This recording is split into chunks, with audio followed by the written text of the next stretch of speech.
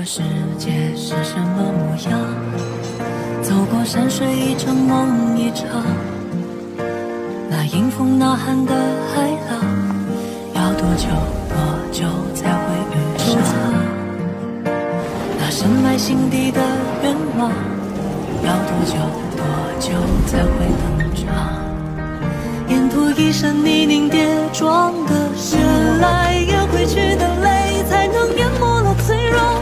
你发誓更勇敢，一生与梦，别怕未来的模样不负曾经的凝望。有多少理想，就有多少次穿肠，那沿途的风浪也不过就这样。这一路光景有你在身旁。 Selamat datang di Bangkobel Donghua. Sebelum lanjut ke alur cerita, support channelnya dulu ya sahabat Donghua, dengan cara klik tombol subscribe dan like videonya. Terima kasih.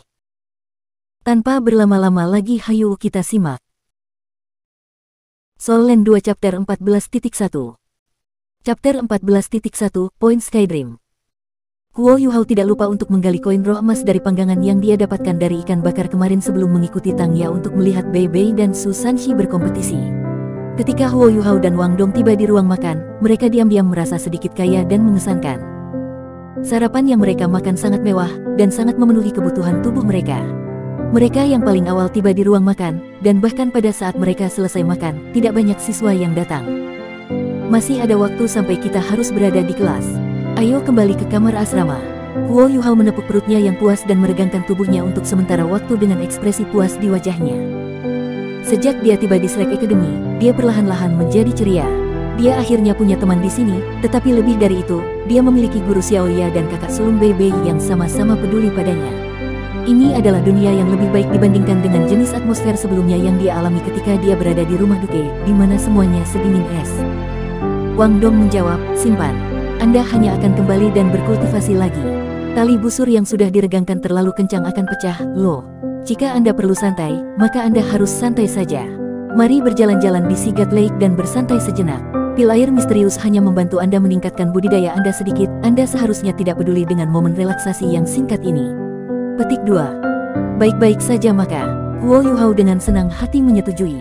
Sejak memasuki akademi beberapa hari yang lalu, dia masih belum mengunjungi Danau Dewa Laut. Selain itu, sudah hampir waktunya bagi mereka untuk pergi ke kelas. Itu akan menjadi ide yang baik jika dia mengambil kesempatan untuk berjalan-jalan juga. Keduanya meninggalkan ruang makan dan memotong gedung sekolah untuk siswa baru saat mereka menuju ke timur di sepanjang sisi selatan Slack Plaza. Segera setelah itu, mereka tiba di gang ke tepi danau. Ketika mereka melewati hutan di sebelah gang, Sigat Lake, dengan ombaknya yang berkilau yang dipantulkan di bawah sinar matahari, dan airnya yang jernih dan kristal, disajikan di depan mata mereka. Hembusan angin yang berisi kabut lembut bercampur udara segar menerpa mereka.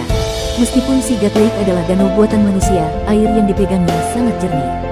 Danau biru itu berwarna biru sampai permukaannya murni dan dalam, namun begitu biru sehingga juga lembut, tenang, dan embun. Pria kecil yang tampak seperti mata bercahaya seorang wanita muda juga penuh dengan kehidupan yang bergelombang di permukaan danau dan tampak seperti brokat biru. Danau mencerminkan citra terbalik langit biru dan awan putih, serta pohon-pohon yang berbaris di tepi danau.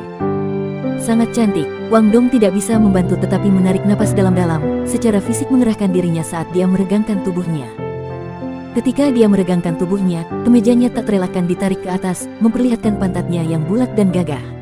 Huo Yuhao benar-benar tidak dengan sengaja memusatkan perhatiannya pada hal itu, tetapi pandangan yang tidak disengaja sudah cukup untuk mengingatkannya pada bercak putih yang bersinar yang dia lihat kemarin. Dia memalingkan wajahnya, merasa agak malu, dan melihat jauh ke kejauhan melintasi Danau Dewa Laut.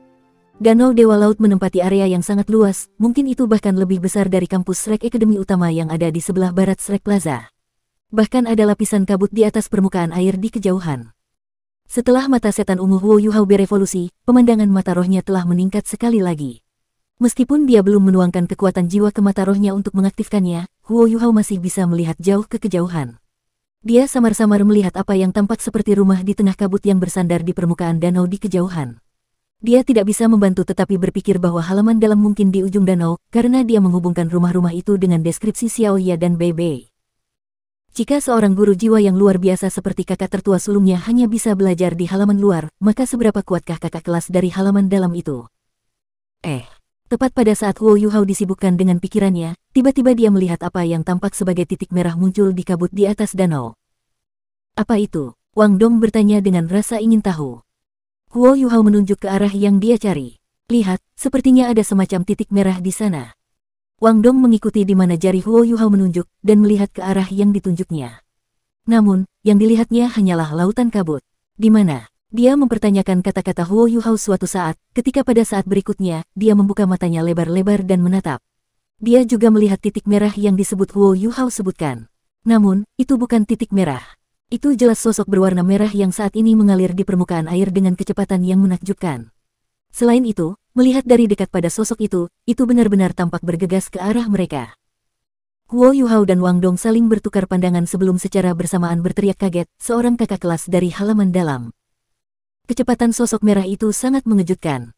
Hanya dalam waktu singkat, itu sudah mencapai pusat danau. Setiap kali ujung jari kakinya menyentuh permukaan danau sebentar, dia akan menciptakan riak yang menyebar ke seberang danau. Namun, ia juga terus mempercepat dengan bantuan daya apung kecil dari danau, dengan cepat terbang ke depan seperti awan merah. Saat sosok itu semakin dekat, Huo Yuhao juga bisa melihatnya lebih baik. Warna merah bukan hanya karena fakta bahwa pakaian di tubuhnya berwarna merah, tetapi bahkan rambutnya adalah warna merah darah. Sosok itu ramping, namun memancarkan semacam menggigit keganasan dari seluruh tubuhnya, seperti binatang buas yang menakutkan. Sosok itu mengenakan topeng yang juga berwarna merah, bahkan matanya merah darah. Udara di sekitar tubuhnya tampak sedikit terdistorsi. Kabut itu bahkan akan menghilang di bawah kakinya dimanapun dia lewat. Senior ini sepertinya sangat kuat. Lihat, dia bahkan bisa berlari di permukaan air tanpa melepaskan jiwa martialnya. Wang Dong berkata kepada Huo Yuhao dengan ekspresi bersemangat di wajahnya, sesuai analisisnya tentang situasi. Kultivasi Huo Yuhao tidak sebaik miliknya, tetapi persepsinya jauh lebih akut. Wang Dong, kenapa aku merasa ada yang tidak beres? Sosok merah itu benar-benar terlalu cepat.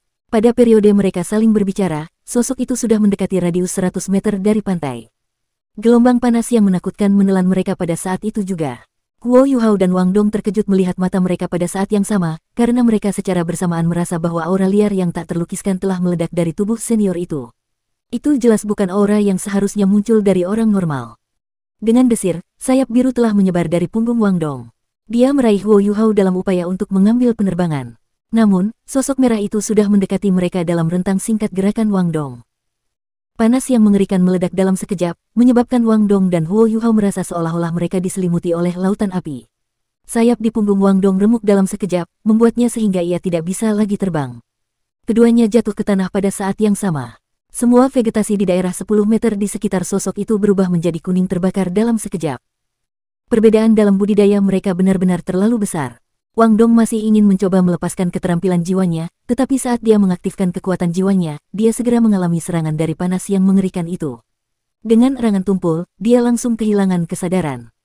Kultivasi Huo Yuhao lebih rendah daripada Wang Dong, tetapi orang tidak boleh lupa bahwa ia masih memiliki jiwa bela diri tipe S yang belum terbentuk. Begitu Huo Yuhao menjadi sasaran rangsangan intens dari panas eksternal, jiwa bela diri atribut S-nya segera terbangun. Namun, kekuatan jiwanya yang hanya di puncak peringkat ke-12 benar-benar dikonsumsi oleh panas eksternal hanya dalam 1 detik. Selain itu, sosok merah itu sudah menepuk tangan besar ke arahnya. Suhu di sekelilingnya sudah sangat menakutkan. Jika dia benar-benar dipukul, bukankah dia akan mati dengan tragis? Hal terakhir yang bisa dilakukan Huo Yuhao adalah meluncurkan Spirit Shock. Namun, perbedaan antara dia dan lawannya terlalu besar. Syok rohnya menghilang dalam panas sebelum bahkan bisa menembus lapisan aura atribut api yang kuat. Pada tingkat ini, dia akan lenyap dalam kepulan asap dan abu di bawah pohon palem yang besar dan panas itu. Pada saat yang tepat inilah pemandangan di depan mata Huo Yuhao menjadi bidang putih, dan segala sesuatu di sekitarnya menjadi kabur.